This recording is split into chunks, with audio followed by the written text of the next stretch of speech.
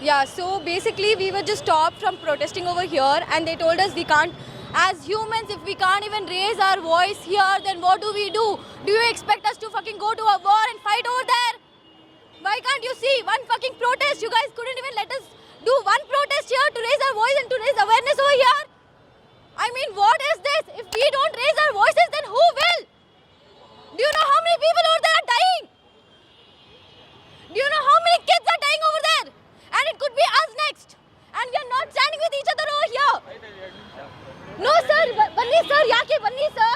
Sir, banni, sir. Heli, yake. If we can't even raise our voice, then what else can we do? What rights do we have? We don't have freedom of speech over here. We can't even talk. Look at this. We don't have freedom of speech. We literally don't even have freedom of speech. And I want all the youth right now to take a stand